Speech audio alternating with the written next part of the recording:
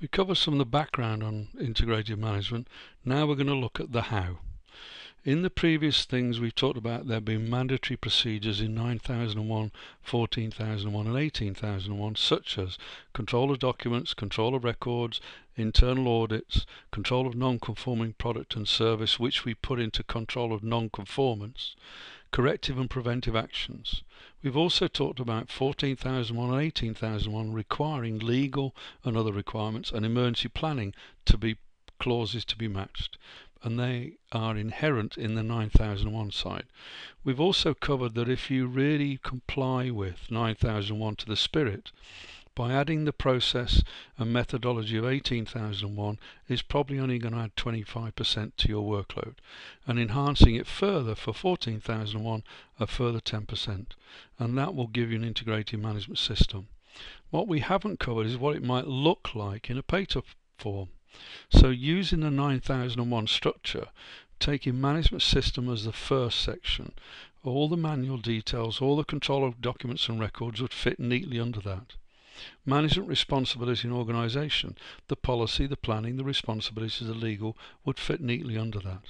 Resources, human resources, infrastructure, work environment fits under that one.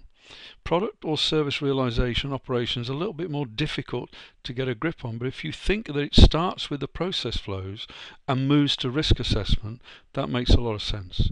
Adding customer factors and purchasing into that from the operational point of view is a clear, correct place to put it. Finally, measurement, analysis and improvement. Now that is monitoring, non-conformance, evaluation and compliance. So you can see in a nutshell how you can fit the standards headings into a 9001 structure.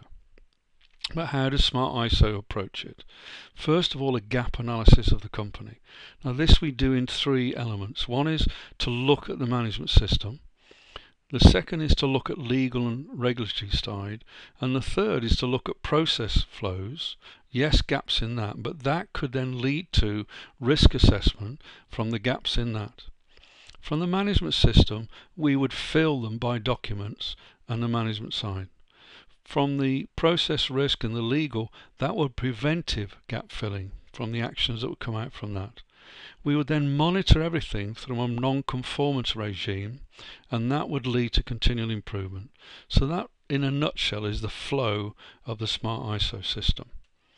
Gap management.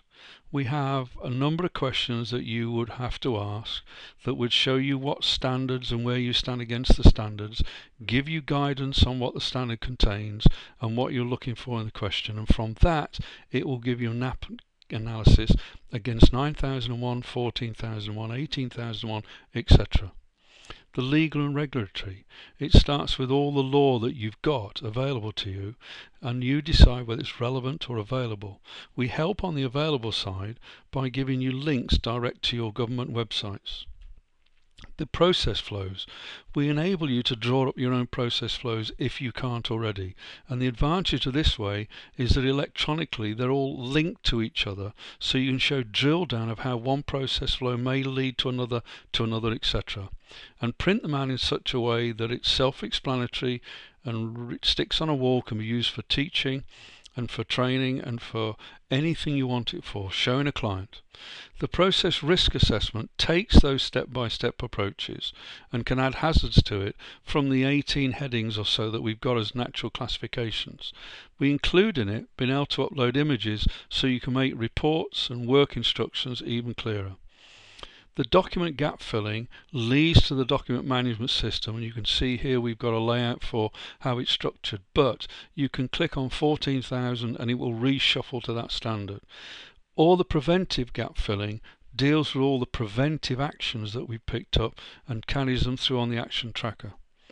Non-conformances such as first aid, incident reporting, or non-conformances themselves, be they hazard, be they quality, be they whatever, close calls. And finally, continue improvement to make sure all this links together. And where does it start? It starts at the login screen for Smart ISO.